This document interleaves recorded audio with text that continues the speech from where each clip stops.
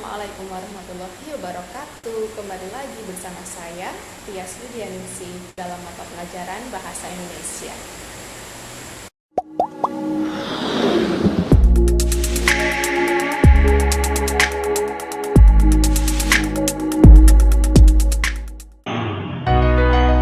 Halo semuanya, bagaimana kabar kalian hari ini? Semoga senantiasa diberi kesehatan. Nah, kita akan melakukan ulasan terlebih dahulu ya untuk materi yang pertama, yaitu teks ulasan.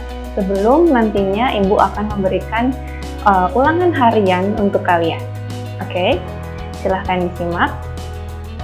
Baik, teks ulasan itu apa?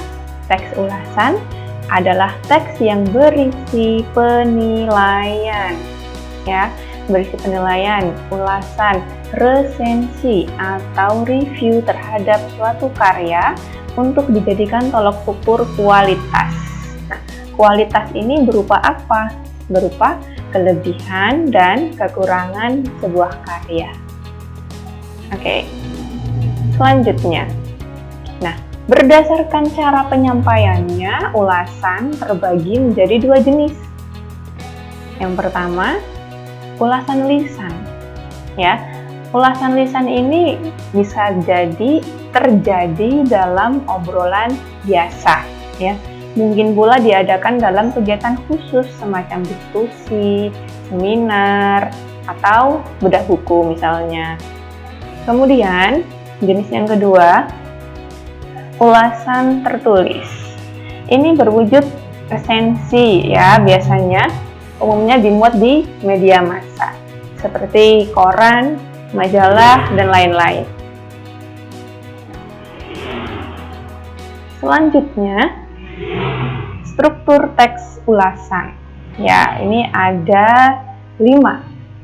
Yang pertama, identitas, kemudian orientasi, sinopsis, analisis, dan evaluasi.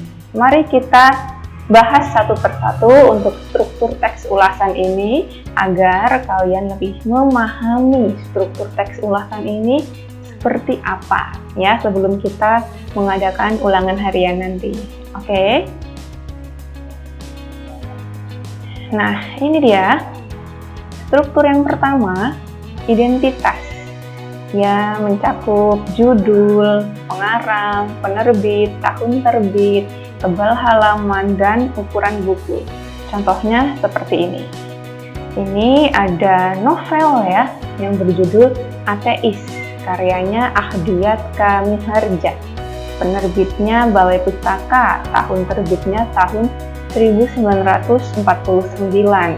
Dan tebal halamannya 232 halaman. Ini jika novel ya yang kita ulas atau yang kita buat resensi.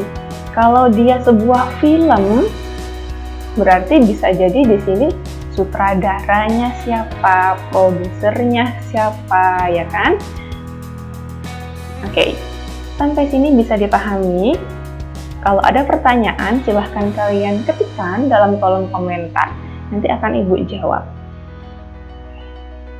Selanjutnya, struktur teks ulasan yang kedua ada orientasi. Dia merupakan bagian pertama yang menjelaskan tentang gambaran umum sebuah karya, baik film, drama, maupun sebuah buku yang akan diulas. Ya, ini isinya tentang gambaran umum. Contohnya apa? Contohnya ini. Ada kutipan ini. Ateis merupakan salah satu novel terbaik yang memperoleh hadiah tahunan pemerintah Republik Indonesia tahun 1969 dan seterusnya. Ini adalah gambaran umum tentang buku yang akan diulas.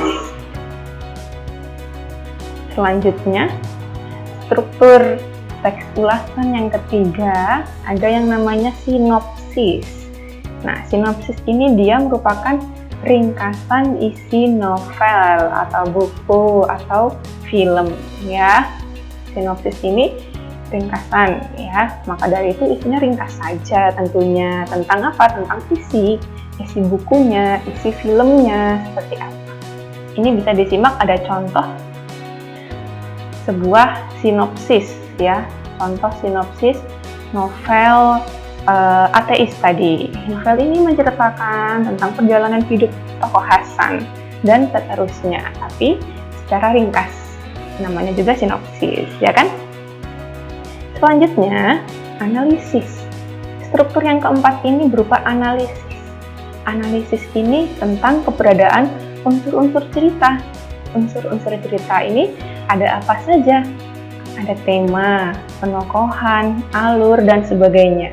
Ya, contoh paragrafnya seperti apa? Nah, seperti ini dia. Ini contohnya dalam novel ateis, ya. Kejadian itu telah menyadarkan kembali Hasan tentang agama. Ia menyesal dan merasa berdosa atas apa yang telah diperbuat. Pergaulan bebasnya dengan teman-teman yang tidak percaya Tuhan membuatnya tersesat dan ragu dengan keberadaan Tuhan. Hasan memutuskan bercerai dengan Kartini dan ia pun pulang kampung. Nah, dari kutipan ini kita bisa melihat unsur-unsur cerita seperti tokoh, ya, ada penokohan, ada tokoh Hasan di sana. Si Hasan menyesal, ya kan? Nah, dan ada alurnya.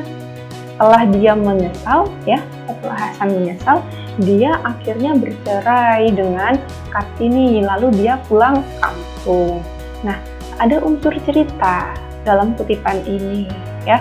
Ada penokohannya, ada alurnya, dan terlihat juga bisa jadi ada tema, ya. Temanya apa ini? Tentang keagamaan mungkin, ya kan? Lanjut, struktur yang kelima, ada evaluasi. Nah, evaluasi ini berupa paparan kelebihan dan kekurangan karya. Ini biasanya ada di paragraf paling akhir sebuah teks ulasan atau resensi, ya. Contohnya seperti apa? Novel ini banyak memberikan pelajaran kepada pembacanya. Kita harus pandai bergaul dengan orang lain. Jangan sampai salah pergaulan hingga pada akhirnya kita malah tersesat dan seterusnya. Ini berarti wujudnya kelebihan sebuah karya, ya kan? Nah, untuk evaluasi kita boleh mencantumkan kekurangan karyanya juga. Bisa dipahami? Untuk struktur teks ulasan tadi ada 5, ya.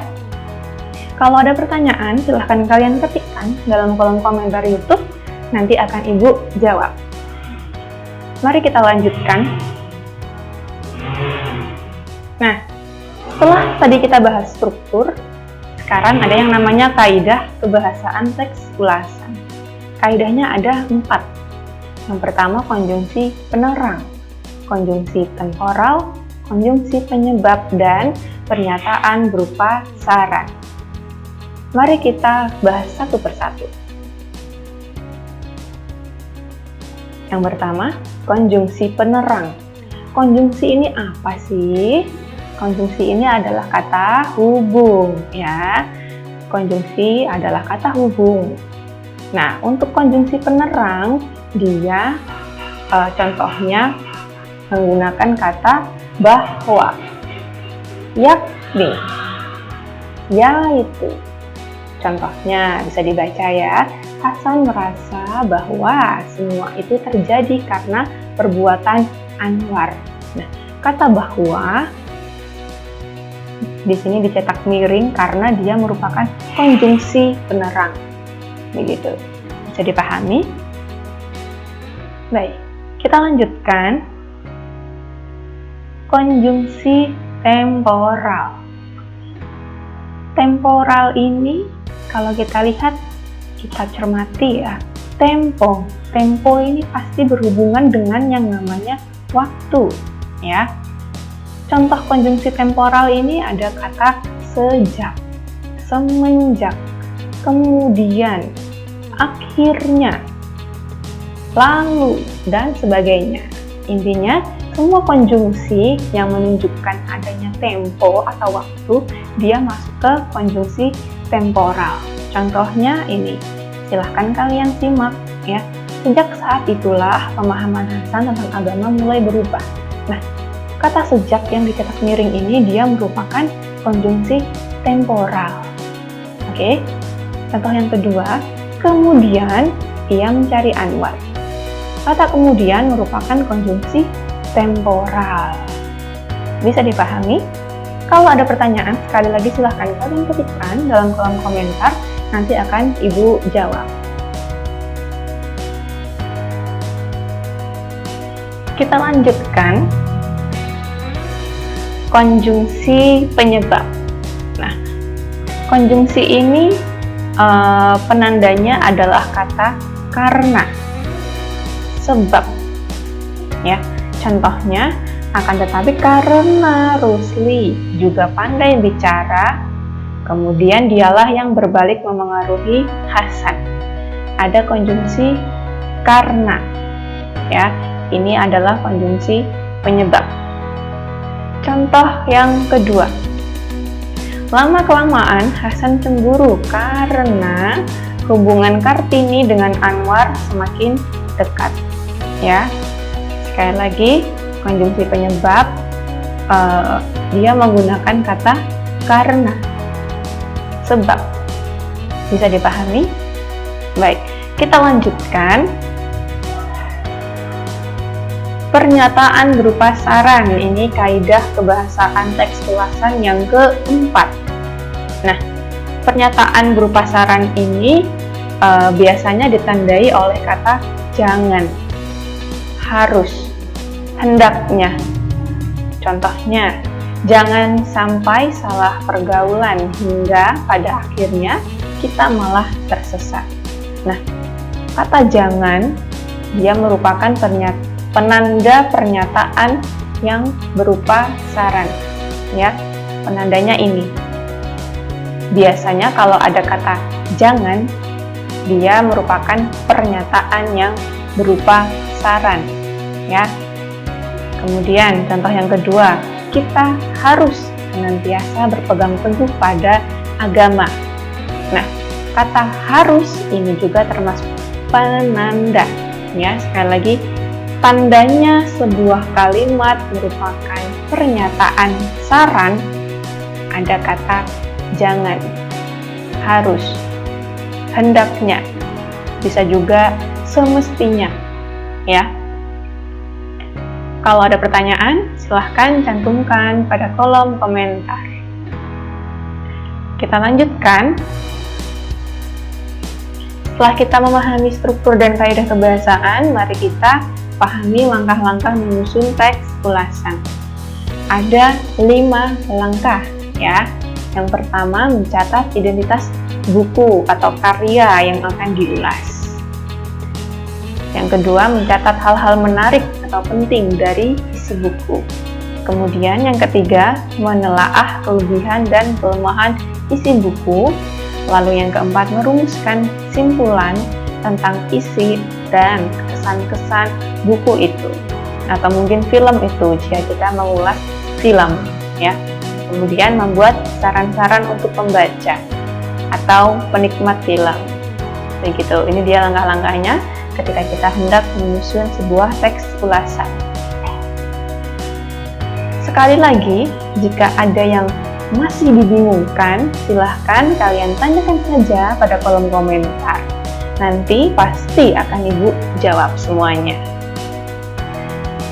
Baik, untuk pertemuan kali ini, silahkan jika kalian sudah paham, kalian tuliskan nama lengkap garis miring kelas, ya.